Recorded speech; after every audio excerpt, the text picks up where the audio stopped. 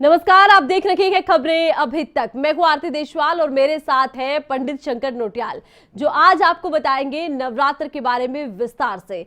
तो आज नवरात्र का पहला दिन है और माता शैलपुत्री का पूजन आज के दिन होता है और पंडित जी से जानेंगे कि आज का दिन क्यों इतना खास है और माता को प्रसन्न करने के लिए क्या कुछ किया जाए। तो सबसे पहले पंडित जी दर्शकों को ये बता दीजिए कि आज के दिन माता शैलपुत्री की पूजा क्यों की जाती है और इसके पीछे की कहानी क्या है। जी, सभी भक्तों को नमस्कार, जय माता दी। सभी भक्तों को चैत्र नवरात्र की हार्दिक शुभकामनाएं। सज्जनों, आज चैत्र नवरात्र का पहला दिन है। आज के दिन माता शैलपुत्री का पूजन करने का विधान है। वैसे हमारे शास्त्र अनुसार आज हमारा नया साल भी आरंभ माना जाता है। नव संवत्सर की भी सबको शुभकामनाएं हैं। हिंदू नववर्ष की शुभकामनाएं आप सभी को। आज के दिन शैलपुत्री का पूजन करने का विधान यह है कि शैलपुत्री मतलब हिमालय की पुत्री माँ देवी का पूजन किया जाता है। मान्यता है कि भगवान शंकर, एक समय की बात है, दक्ष प्रजापति के यज्ञ में भगवान शंकर का जब अपमान हुआ तो उस समय यज्ञ में अपमान के बाद जब माता सती जब यज्ञ में पहुंची पिता दक्ष के, तो वहां पर उनका सम्मान नहीं हुआ और उल्टा भगवान शंकर का अपमान उनको उस यज्ञ में देखने को मिला। तब माँ सती ने कहते हैं कि वहाँ पर अपना, शास्त्र कहते हैं कि अपना वहाँ पर शरीर उस अग्नि में, यज्ञ कुंड में दाह कर दिया। उसके बाद उन्होंने जब मरते से उन्होंने भगवान से प्रार्थना की कि मुझे हर जन्म भगवान शंकर की पत्नी होने का वरदान प्राप्त हो। तब उनको जो है दूसरे जन्म में वो हिमालय के घर में उनका जन्म हुआ। उन्होंने भगवान शंकर को प्राप्त करने के लिए तपस्या की। उस तपस्या के प्रभाव से उनका नाम शैलपुत्री पड़ा और तब उन्होंने भगवान शंकर का वर्ण किया। आज के दिन जिन भक्तों को शैलपुत्री का पूजन करना है उनको आज सफ़ेद वस्तु का माँ को भोग लगाना चाहिए, या जिनको कोई शरीर में कोई कष्ट है, कोई रोग है, उनको आज के दिन दूध या पंचामृत से देवी का अभिषेक करें। इससे उनको रोग मुक्ति मिलेगी। जी, और माता शैलपुत्री को लेकर कहा भी जाता है कि वो कष्टों को हर लेती है। अगर विधि विधान से उनकी पूजा अर्चना की जाए तो वो कष्टों को कम करती है और जीवन को सुगम बना देती है। तो अब दर्शकों को आप ये भी बताइए कि आज के दिन पूजा अर्चना करने का सही समय क्या हो और क्या विधि हो। देखिए, पूजन का सही समय आरंभ हो चुका है। आप लोग सर्वप्रथम अपने घर को स्वच्छ करके गंगा जल छिड़क करके आप देवी की आवाहन के लिए एक चौकी बनाइए। उस चौकी में लाल वस्त्र रख करके उस पर एक कलश स्थापना कीजिए। कलश पे नारियल रख करके उसको लाल कपड़े या लाल चुन्नी से बांध करके उस कलश में जैसे अक्षत, सुपारी, सिक्का और पंचरत्न डाल करके देवी का आवाहन करें और एक उसके किनारे पर जौ, एक मिट्टी लाकर जौ बीज करके देवी का आह्वान करें। अखंड जौ जलाएं, देवी का आह्वान करें, हे देवी, हम आपका आज आवाहन करते हैं। हमारे घर में आज 9 दिन तक आपका वास हो। मान्यता है जिस घर में आज के दिन देवी का आह्वान होता है उस घर में अन्न धन जन की वृद्धि होती है। उस घर में कोई रोग कष्ट नहीं होते। जैसे मैंने पहले कहा कि आज देवी को सफ़ेद वस्तुओं का भोग लगाएं, दूध से बनी चीज़ों का भोग लगाएं या दूध से बनी मिठाई का भोग लगाएं, आप मेवा का भोग लगाएं। इससे आपको मनोवांछित फल की प्राप्ति होती। क्योंकि दुर्गा सप्तशती में लिखा हुआ है कि जो भक्त आज के दिन देवी का आह्वान करके 9 दिन नियम पूर्वक रहता है। देखिए, अगर आपको पाठ करना, आपकी इच्छा है, आप पाठ कीजिए। कई दुर्गा चालीसा का पाठ करते हैं, कोई अन्य उपासना की विधि को ग्रहण करते हैं। आपको जैसा उचित लगे उस ढंग से आप देवी का अपने 9 दिन तक पूजन करना है। अखंड ज्योत जलानी घर में और देवी के आवाहन के लिए आपने गंध, अक्षत, पुष्प, धूप, दीप, नैवेद्य से देवी का पूजन करके आपने देवी को प्रसन्न करना है। और मेरा मानना है कि 2 टाइम नवरात्रों में आपको देवी की आरती भी करनी चाहिए, क्योंकि आरत भाव प्रकट करने से माँ दुर्गा जगदम्बे प्रसन्न होती है।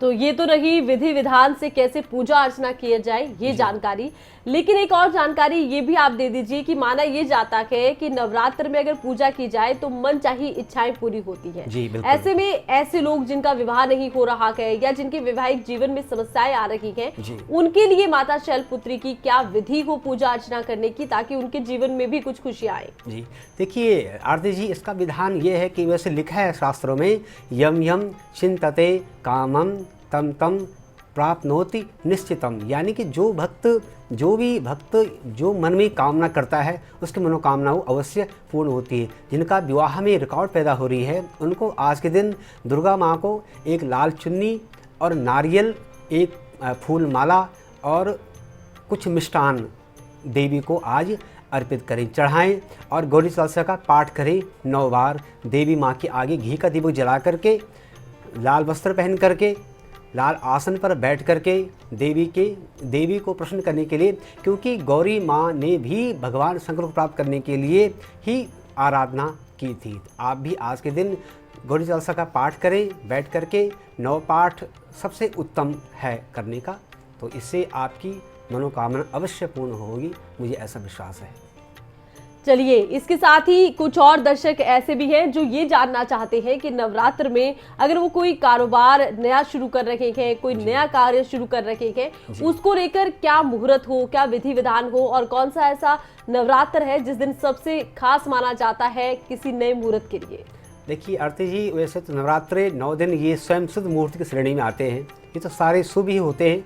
परंतु स्थिर लगन में जैसे आप कोई कार्य आरंभ करने जा रहे हैं तो स्थिर लगन में आप स्थिर लगन देख करके आप उस कार्य को आरंभ करने की पूजा करें। अथवा आप कोई गृह प्रवेश कर रहे हैं या कोई मांगलिक कृत्य आप करने जा रहे हैं, उसमें लगनों को देख करके स्थिर लगन में आप उस कार्य का संपादन कीजिए। क्योंकि वैसे नवरात्रों में तो यस्मिन कस्मिन समय में आप कर सकते हैं आप, क्योंकि देवी का 9 दिन है, नवरात्रि है, इनमें तो किया गया जो, क्योंकि नवरात्रे पर्व की श्रेणी में आते हैं, इसलिए आज के दिन आपको जब भी आपको समय मिले या शुद्ध चित्त होकर के निर्मल मन से सात्विक आहार, सात्विक व्यवहार, सात्विक विचार के साथ आप कोई भी कार्य आरंभ करेंगे, निश्चित रूप से देवी माँ आप पर कृपा करेगी और आप देवी माँ की कृपा पात्र बनेंगे, ऐसा मुझे विश्वास है जी। और इसके अलावा क्योंकि नवरात्र का पहला दिन है तो बहुत से दर्शक ये भी जानना चाहते हैं कि पहले दिन के लिहाज से ऐसी कौन सी विधि है जिसे वो अपना सकते हैं। कई लोग अपने घरों में कलश की स्थापना करते हैं, नवरात्र के 9 दिन वो व्रत करते हैं। इसको लेकर जानकारी दीजिए कि नवरात्र के पहले दिन कलश की स्थापना की क्या विधि हो। विधि उसमें आपको नहा धो करके देवी को प्रसन्न करने के लिए आपने शुद्ध वस्त्र पहन करके एक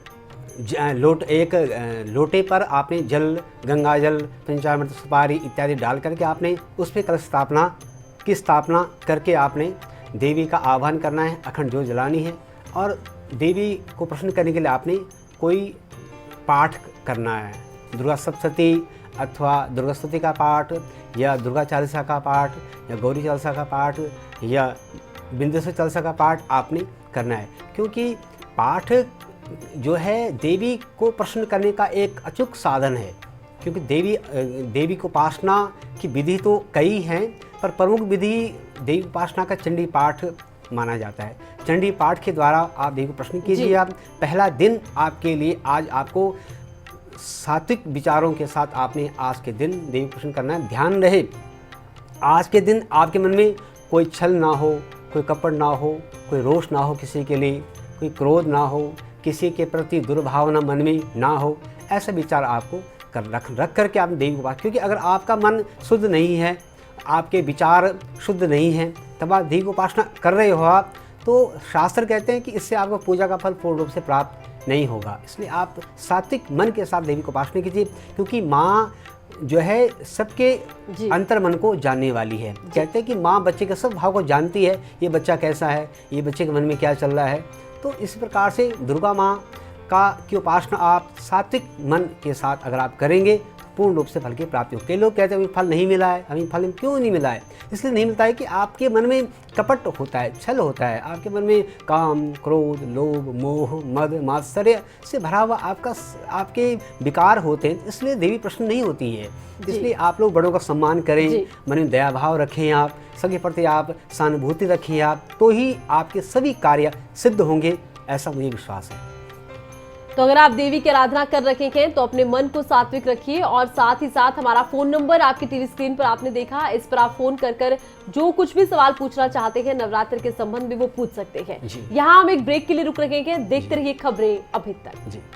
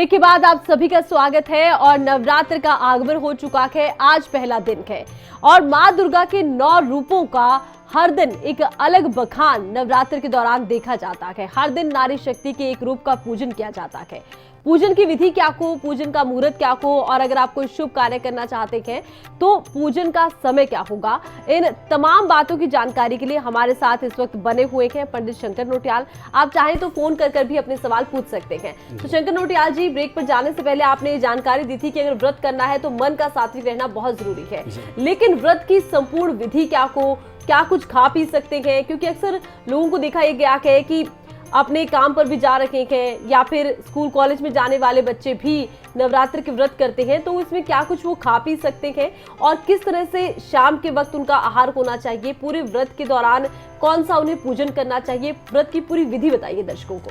जी, सुबह उठ के आपने आज पहले नहा धो करके आप देवी का आह्वान पूजन जो हमने विधि बताई है उसका पालन करके आपने कुछ फलाहार लेना है। फलाहार में आप फल ले सकते हो, दूध, जूस, चाय इत्यादि आप लेकर के आप फलाहार, क्योंकि नवरात्रों की जो व्रत हैं वो विशेष करके लोग फलाहार ही करते हैं। फलाहार मतलब फल का आहार आप ले सकते हो।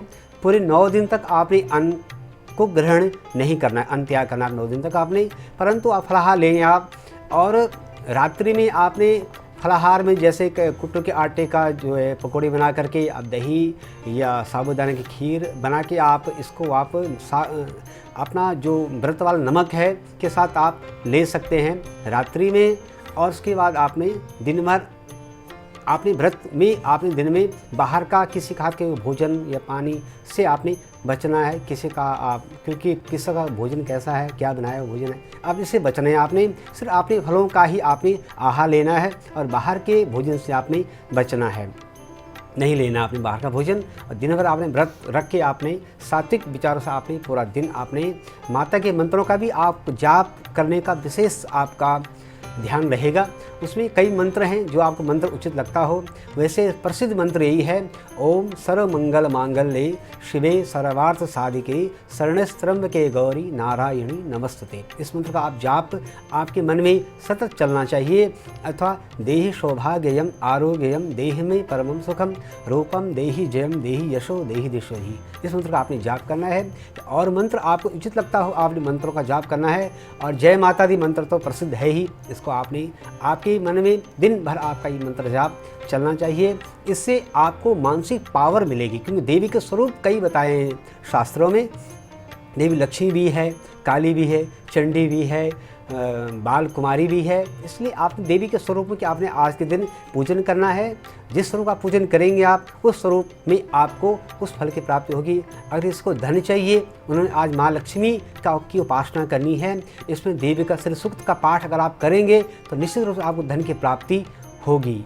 किसी को अगर माँ दुर्गा शक्ति प्राप्त करनी है, आपको आज दुर्गा चालीसा का पाठ करना चाहिए। अगर कोई शत्रु या रोग आपको परेशान कर रहा है, आपने काली माँ की उपासना आपके दिन करनी है, क्योंकि माँ काली शत्रु और रोग विनाशक की देवी मानी जाती है। काली काली महाकाली कालिका परमेश्वरी सर्व आनंद करो देवी नारायणी नमस्ते। आपने मंत्रों का जाप करके आपने देवी को प्रश्न करना है। इससे आपको पहली बात क्या है, इससे आपको मानसिक पावर मिलेगी और शरीर कोई रोग को कष्ट हो वो निश्चित रूप से आपका आज दूर होगा। क्योंकि अगर किसी कोई रोग है, उनको आज के दिन देवी को सफ़ेद वस्तु का भोग लगाएं। और अगर हो सकता है देवी को दूध से अभिषेक करें। अगर अभिषेक न हो पाए, देवी को आप दूध, दही या सफ़ेद वस्तु से बनी मिठाई का आज भोग लगाएं। इससे देवी दुर्गा आप अत्यंत रूप से प्रसन्न होंगी। और इसके साथ ही दर्शकों को कुछ ऐसे अचूक उपाय भी बताइए जिससे माता शैलपुत्री प्रसन्न हो और उनकी मनोकामनाएं पूर्ण हो जाएं। उनकी पसंदीदा प्रसाद को लेकर जानकारी दीजिए, या फिर उन्हें कौन से ऐसी चीजें हैं जो दान कर सकते हैं या चढ़ा सकते हैं जिनसे मनवांछित फल मिले।